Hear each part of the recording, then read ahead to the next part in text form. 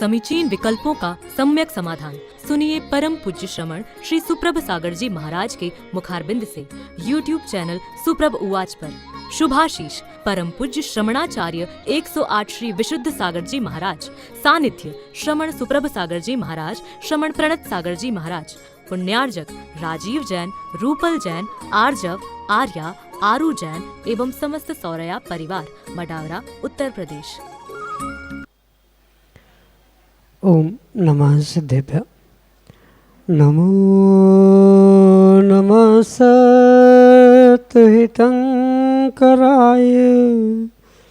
वीराय भव्याम्बुजभास्कराय अनंतलोकाय सुरार्चिताय देवादिदेवाय नमो जिनाय देवादिदेवाय नमो जिनाय। पंच परमेष्टि भगवान की परम पूज्य आचार्य भगवंत गुरुवर विशुद्ध सागर जी मुनि महाराज की, परम पूज्य मुनि श्री सुप्रभ सागर जी महाराज की, 3 करोड़ 9 करोड़ मुनिराजों की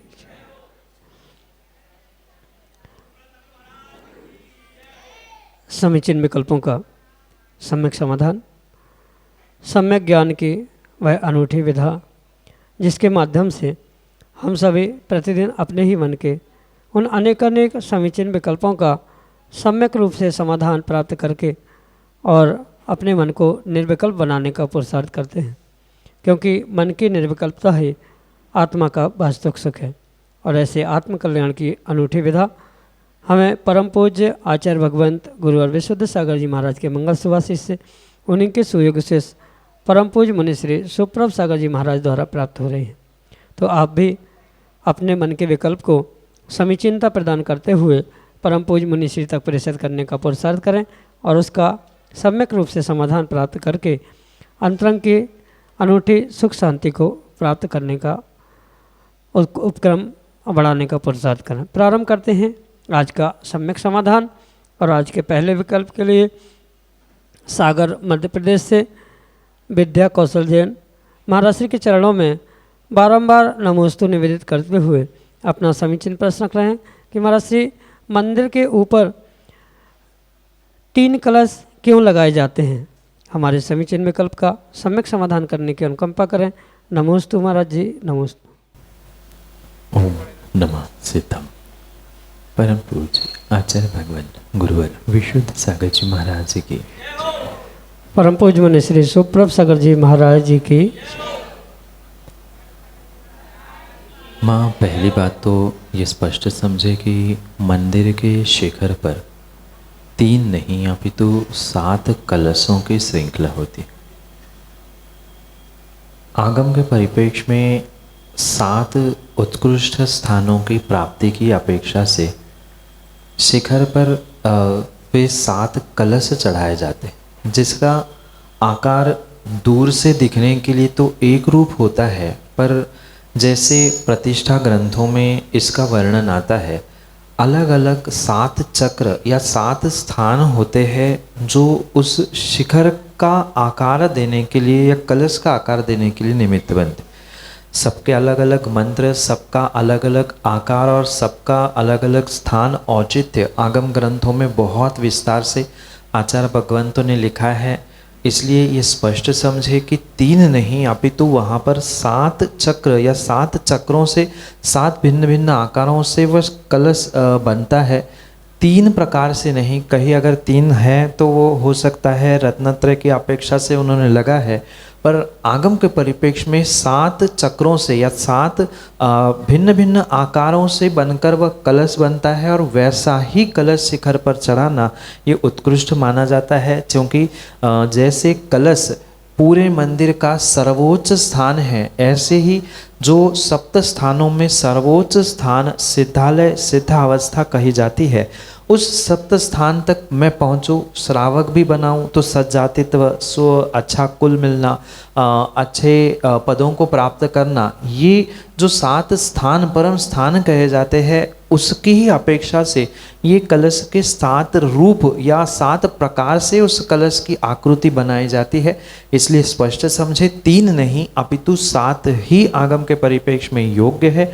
हो सकता है कहीं स्थान नहीं हो या जल्दबाजी में या अज्ञानता के कारण से ही 3 चक्रियों से या 3 कलशों से शिखर की व्यवस्था है, 3 उन आकारों से कलश की व्यवस्था बनाई गई हो, पर आगम के परिप्रेक्ष्य में 7 ही चक्रियों से युक्त, 7 चक्र से युक्त ही वह कलश होना चाहिए। वह 7 परम स्थान का द्योतक माना जाता है। यही आपके लिए सम्यक समझ।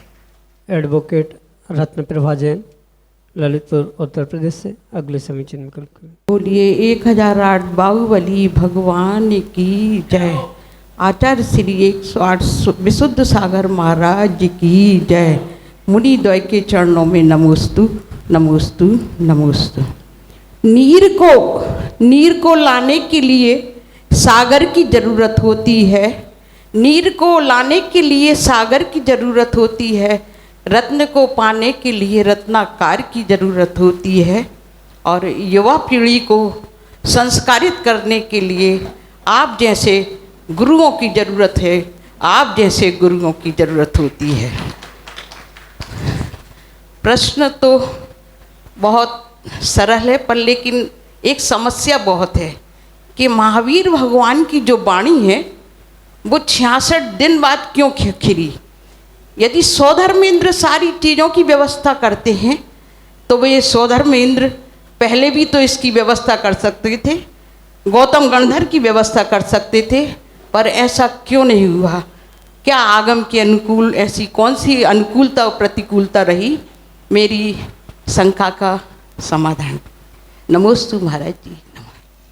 माँ, आप स्वयं ज्ञानी हैं और इस विषय को बहुत अच्छे से जानते हैं कि कोई भी कार्य मात्र उपादान से नहीं होता। उपादान में कितनी ही शक्ति क्यों न हो, पर निमित्त नैमित्तिक संबंध से जुड़ा हुआ जब तक निमित्त सामने उपलब्ध नहीं होता है तब तक कोई भी कार्य की सिद्धि होना संभव नहीं। जैसे तीर्थंकर महावीर भगवान के 65 दिन तक वाणी ना खिरने के पीछे मुख्य कारण यही समझना होगा, जो उस गौतम गणधर रूपी मुख्य पात्र जो उनके वाणी को झेलने के लिए निमित्त रूप था, उसकी उपलब्धि वहाँ पर नहीं थी। और ये भी सत्य समझे कि उनके पास उपादान की बिल्कुल कमी नहीं थी, केवल ज्ञान प्रकट हो गया था। जैसे 66वें दिन वाणी खिरी, वह पहले दिन भी खिर सकती थी, पर निमित्त रूपी पात्र यानी उस दिव्य ध्वनि को झेलने के लिए किसी पुण्यात्मा की आवश्यकता होती है, मुख्य गणधर आदि की आवश्यकता होती है। जो मुख्य गणधर निमित्त रूप वहाँ उपलब्ध ना होने के कारण से ही भगवान की वाणी 65 दिन तक नहीं खिरी। 66वें दिन में जैसे ही वह नियोग बना, मतलब 65वें दिन की शाम में गुरु शिष्य का मिलन हुआ और 66वें दिन वीर शासन जयंती जिसे हम मानते हैं, मनाते हैं, उस दिन भगवान की दिव्य ध्वनि खिरी थी। ये निमित्त नैमित्तिक संबंध से ही हमें समझने की आवश्यकता है। साथ में बात ये भी आती है कि जैसे आपने कहा सौधर्म ने अगर 65वें दिन गौतम गणधर को वहाँ लाने का, गणधर के रूप में या निमित्त को उपस्थित करने का प्रयास किया था, तो वो पहले दिन भी कर सकता था, बीच में भी कर सकता था, पर इतने दिन उसकी वह बुद्धि, उसका ज्ञान, उसका शोक्षम इसीलिए नहीं चला था कि वहाँ पर तद समय तत्काल तीर्थंकर भगवान के साथ साथ जो सुनने वाले भी थे उनके भी कहीं न कहीं अंतराय कर्म का, किसी के दानांतराय कर्म का तो किसी के लाभांतराय कर्म का तीव्र उदय चल रहा था। क्योंकि बहुत सारे विषय आगम ग्रंथों में बहुत स्पष्ट रूप से नहीं मिलते हैं, पर ये हमें आगम प्रमाण और तर्क अनुमान से समझने की आवश्यकता है कि जब समोषण लगा है, सब कुछ व्यवस्थित है, उपादान की शक्ति है, पर फिर भी उपादान की शक्ति होने पर भी जो कर्म रूपी निमित्त हावी थे, तीव्र उदय चल रहा था, उसके कारण से ही ये कार्य घटित नहीं हुआ। क्योंकि अंतराय मात्र एक प्रकार का नहीं होता। आचार्य भगवंत ने 5 प्रकार के अंतराय कर्म के प्रभेद बताए हैं। तो दान अंतराय कर्म, तीर्थंकर भगवान की दिव्य ध्वनि दान अंतराय कर्म के मतलब अंतराय कर्म के नाश से ही होती है, उनका तो कोई क्षयोक्षम नहीं है। पर जो सुनने वाले हैं उन सभी 12 सभा में बैठने वाले सभी जीवों का तत्समय तत्काल में जो लाभांतराय कर्म का मतलब ग्रहण करने रूप रूप अंतराय कर्म का क्षयोक्षम अभी पूर्णता को नहीं था, तीव्र उदय उनका मान सकते थे। और वैसे ही यहाँ तीर्थंकर भगवान के भी निमित्त से हमें कहीं न कहीं उन कर्मों की सत्ता, क्योंकि 4 कर्म अभी तीर्थंकर भगवान के शेष है, मात्र जो 4 घातीय कर्म हैं उन 4 घातीय कर्मों का ही तीर्थंकर भगवंतों ने पूर्ण रूप से नाश किया है। कहीं न कहीं वह निमित्त नैमित्तिक संबंध भी वहाँ पर उपस्थित था। सामने वाले श्रोताओं का तीव्र कर्म का उदय, भगवान के दिव्य ध्वनि खिरने के लिए निमित्त का उपस्थित नहीं होना, साथ में जब तीव्र कर्म का उदय होता है, चाहे एक व्यक्ति का हो, चाहे व्यक्ति समूह का हो, चाहे सौधर्म हो, चाहे अन्य कोई क्यों ना हो, उसकी बुद्धि तत्क्षण तत्समय वैसी नहीं चलती।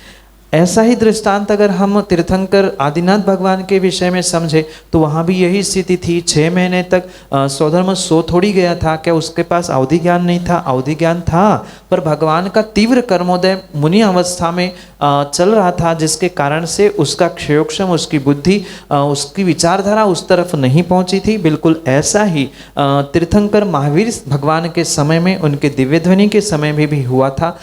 निमित्त की उपस्थिति नहीं होना, श्रोताओं के तीव्र कर्म का वहाँ पर उदय, निमित्त के अभाव में उपादान का प्रकटीकरण नहीं होना, ये सब कुछ कर्मोदय आदि के निमित्त नैमित्तिक संबंध और कुछ अंशों में उपादान, इन सबको समझते हुए ही इसका निर्णय किया जाता है, जो कि आपके लिए सम्यक समाधान। अतिशय जैन, भोपाल, मध्य प्रदेश से अगले समीचन में कल्प। तो महाराज जी, मेरा प्रश्न ये है कि जब हम दर्शन करते हैं तो हमें दर्शन आँख खोल कर करना चाहिए या बंद कर कर? नमोस्तु महाराज। बेटा, आँख बंद करके हम भगवान के दर्शन कैसे कर सकते हैं? दर्शन का अर्थ ही है देखना। आँख बंद करके क्या आप देख सकते हैं? नहीं देख सकते। जब भगवान को हमें देखना है, भगवान के दर्शन करना है, तो स्वाभाविक सी बात है आँख खोलकर ही हमें भगवान के दर्शन करने चाहिए।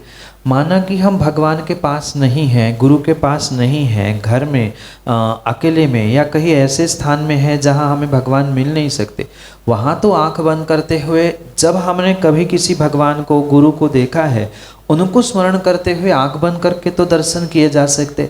पर जब हम मंदिर पहुंच रहे हैं, गुरु के पास पहुंचे हैं, तो वहां आंख बंद करके भगवान के दर्शन नहीं किए जाते। वहां तो आपको आंख खोलकर ही भगवान के दर्शन करने चाहिए और जितना संभव है भगवान के उस प्रतिमा को, भगवान के उस प्रतिबिंब को, भगवान की उस आकृति को अपने आँखों में समाविष्ट करना चाहिए। जैसे आजकल मोबाइल आते हैं, कोई अच्छी वस्तु दिखती है, व्यक्ति तुरंत मोबाइल निकालता है और फोटो खींच लेता है। ऐसे ही हम आँखों में भगवान के सामने जाकर अपने आँखों से, आँखों में ही फोटो खींचकर अपने चित्त में ऐसे बना कर रखें कि जब कभी हमें भगवान नहीं मिलते हैं तो आँख बंद करते ही हमें वो भगवान याद आ जाए जिनके प्रतिदिन हम सुबह मंदिर में पहुंचकर दर्शन करते हैं। इसलिए जब भी मंदिर में भगवान के पास दर्शन करने पहुँचे तो आँख खोलकर ही भगवान के दर्शन करने चाहिए। और दर्शन करने के बाद अगर कुछ समय और हमें बैठना है, माला फेरना है या और भी कुछ काम करना है, तो फिर भी कुछ समय तक हम आंख बंद करके बैठ सकते हैं। पर भगवान के दर्शन तो भगवान के सामने पहुंचकर आंख खोलकर ही करने चाहिए। यही आपके लिए सम्यक समय। मनोज जैन, डालीगंज, लखनऊ, उत्तर प्रदेश से अगले समीचीन में कल्प। महाराज जी नमस्ते। महाराज जी, मेरी शंका ये थी कि मंत्र जाप करते समय मन को एकाग्र कैसे करें, क्या सोचे विचारें, साथ ही ध्यान कैसे करते हैं, इसकी क्या विधि है? कृपया शंका का समाधान करें। नमस्ते महाराज जी।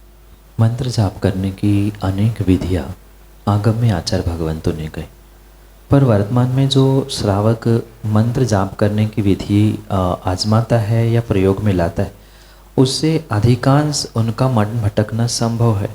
क्योंकि मन भटकने के लिए जो निमित्त है, वचनों का भटकना यानी वचनों की चंचलता, शरीर की चंचलता, आँखों की चंचलता जितनी अधिक होगी उतना स्वाभाविक रूप से मन भटकेगा। आप जब भी मंत्र जाप करते हैं भगवान के सामने बैठकर या कहीं भी, तो अक्सर आँख खोलकर कौन आया, कौन गया, क्या हो रहा है, क्या नहीं हो रहा है, आंखें भटक रही है, मन भटकेगा। आपके हाथ में माला है, आप माला को लेकर उसके गुड़ियाँ मोतियों को खिसका रहे हैं, तो शरीर भी चंचल है, वचन भी मतलब मंत्र भी आप बहुत ज़ोर ज़ोर से उच्चारित करते। कई लोग तो ऐसे होते हैं कि वो ज़ोर ज़ोर से इतना मुंह आड़ा टेढ़ा करते हुए मंत्र जाप करते हैं कि पड़ोस वाला भी सोच ले कि ये मंत्र पढ़ रहा है कि किसी को गाली दे रहा है। तो ये जितनी चंचलता आपके शरीर की, वचनों की, इंद्रियों की होगी, उतनी ही आपके मन में भी चंचलता होगी, मन एकाग्र हो ही नहीं सकता। रही बात ध्यान करने की, तो ध्यान करने की भी अनेक सारी विधियाँ लिखी है।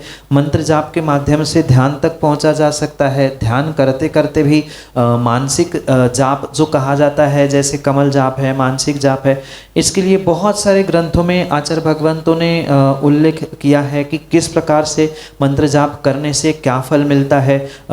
जोर जोर से उच्चारण करने से सब ऊर्जा निकल जाती है। मानसिक जाप या मध्यमा जाप जिसे कहा जाता है, उससे ऊर्जा हम अपने अंतर आत्मा तक, मन तक पहुंचाने का प्रयास कर सकते।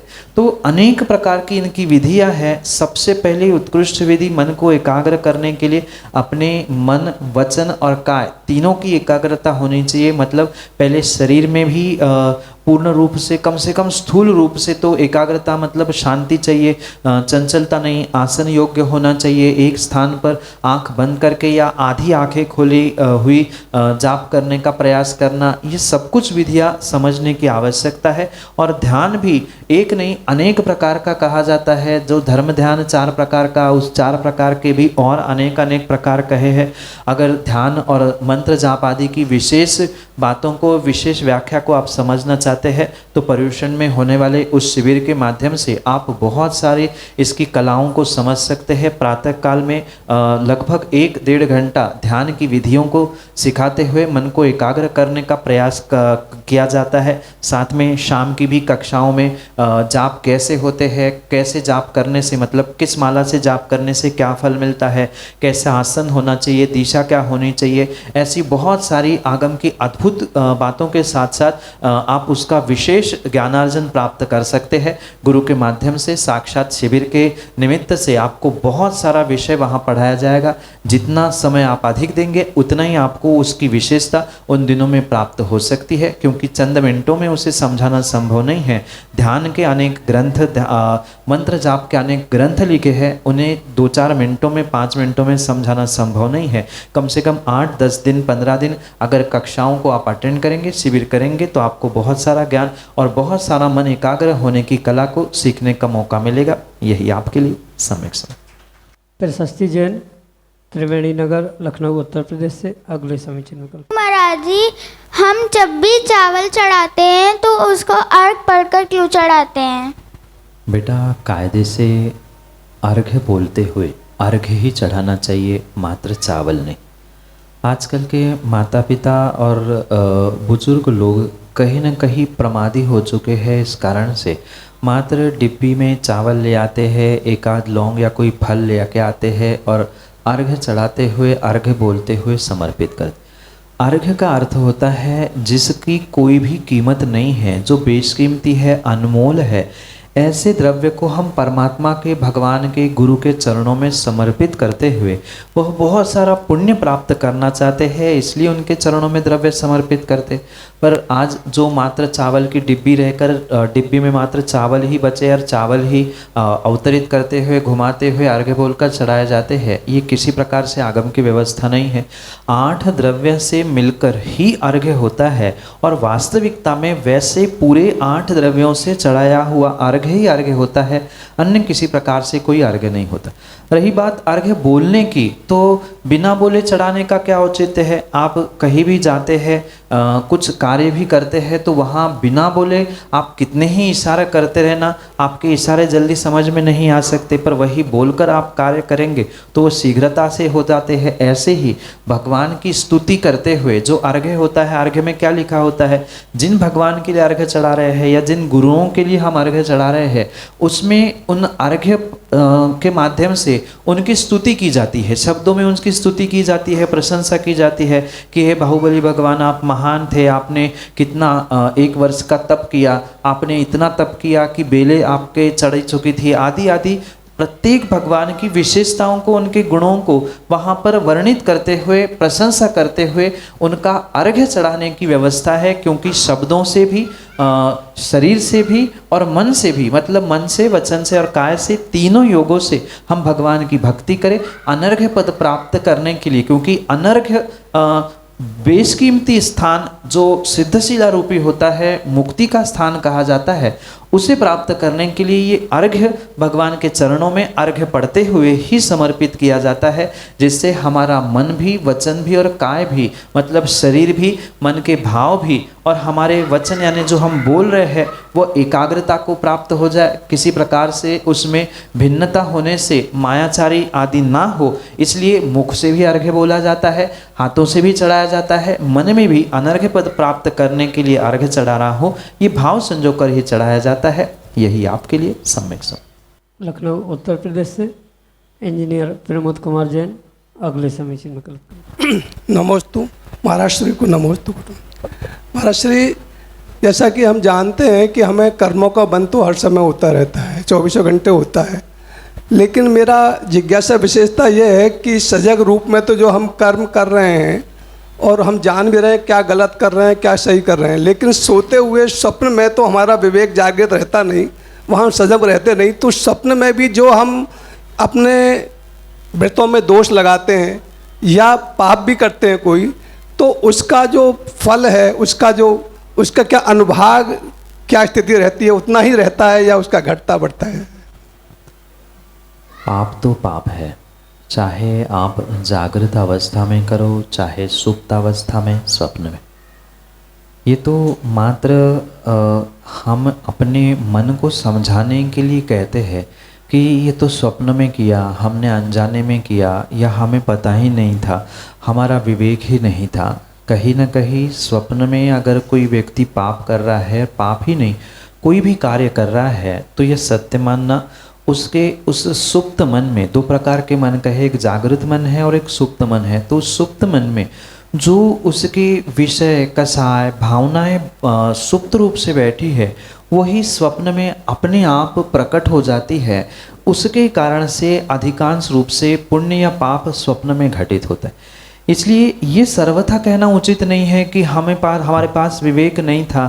अगर विवेक नहीं था तो या विवेक था भी तो फिर उस स्थिति में आपने, या उस स्थिति के पूर्व में, मतलब स्वप्न में जो कुछ भी देखा है, मैंने जैसे अभी कहा, जो सुप्त मन में पहुंचा था वही स्वप्न में आया। तो सुप्त मन में पहुंचने के लिए दिन भर में जागृत अवस्था में कभी ना कभी आपने उस विषय को स्पर्श किया है। आप अनुभव करना, कभी स्वप्न में अगर कोई दोष, कोई पाप आपसे हो जाए, तो उस विषय के संबंधित कभी न कभी 24 घंटे में जागृत अवस्था में आपने उस विषय को लेकर विचार किया होगा। भले ही 1 मिनट, 5 मिनट, 2 मिनट, समय कालावधि भिन्न विषय है, पर कहीं न कहीं उस पापों को जितनी तीव्रता से या उस क्रियाओं को जितनी तीव्रता से आपने स्मरण किया होगा, याद किया होगा, वही पाप कहीं न कहीं स्वप्न में घटित होते हैं। और लगभग उन्हीं दिनों में, एक आध दिन आगे पीछे ही वे पाप बिल्कुल स्वप्न में घटित होते हुए देखने में आते। इसलिए जो कर्म सिद्धांत है उसे सत्य रूप से स्वीकार करें, चाहे हम जानबूझकर अग्नि में हाथ डालें, चाहे अनजाने में डालें, विवेक शून्य होकर डालें या विवेक पूर्वक डालें, अग्नि का काम जलाना है, वो जला के रखेगी। बिल्कुल ऐसे ही है, कर्मबंध तो कर्मबंध है। वहाँ चाहे आपका सुप्त मन कर्म का आश्रय कर रहा है, जागृत मन आश्रय कर रहा है, ये मायने नहीं रखता, पर मन, वचन और काय तीनों से हुआ पाप, आश्रय को प्राप्त हुआ पाप नियम से आपके लिए बंध और उदय में लाने के लिए मजबूर करेगा। इसलिए ये हम अपने विवेक से समझे अथवा ना समझे, पर सत्यता यही है। रही बात अनुभाग की, तो अनुभाग बंध भी किसी प्रकार से कम नहीं होने वाला है। उस स्वप्न में जितनी तीव्रता से आप पाप करेंगे या कोई व्यक्ति पाप करेगा, उतनी ही तीव्रता से अनुभाग बंध भी उसका होने वाला है। ये नहीं है कि स्वप्न में आया सो अनुभाग बंध कम होगा।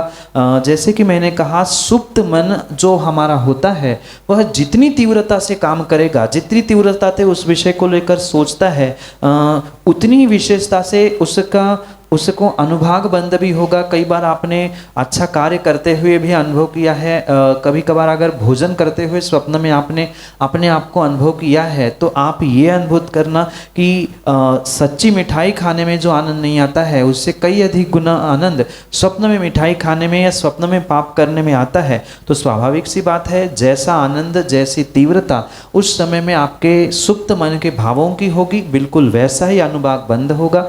उसमें किसी प्रकार से करणानियों के सिद्धांतों में समझौता होने वाला नहीं है। ये तो हमारी मानसिकता है, या ऐसा कह दो हम अपने मन को समझा रहे हैं कि कुछ नहीं होता है, वो तो स्वप्न में हुआ है। अगर ऐसा था तो आचार्य भगवंतों ने ये क्यों लिखा, सपने में अधि दोष लगाई आदि आलोचना पाठ में भी आपने पढ़ा होगा। तो स्वप्न में लगे हुए दोषों का, पापों का भी श्रावक हो क्या साधु को भी प्रायश्चित लेने की आवश्यकता होती है। ये आगम कथित वर्णन है, उसे स्वीकार करें और इससे ये निर्णय करें कि स्वप्न में भी लगने वाले पापों का हमारे लिए अनुभाग, स्थिति आदि बंध बिल्कुल वैसा ही है जैसे हम जागृत अवस्था में प्राप्त करते हैं। यही आपके लिए सम्यक समीचीन विकल्पों का सम्यक समाधान सुनिए परम पूज्य श्रमण श्री सुप्रभ सागर जी महाराज के मुखारबिंद से YouTube चैनल सुप्रभ उवाच पर। शुभाशीष परम पूज्य श्रमणाचार्य 108 श्री विशुद्ध सागर जी महाराज, सानिध्य श्रमण सुप्रभ सागर जी महाराज, श्रमण प्रणत सागर जी महाराज, पुण्यार्जक राजीव जैन, रूपल जैन, आर्जव, आर्या, आरू जैन एवं समस्त सौरया परिवार, मडावरा, उत्तर प्रदेश।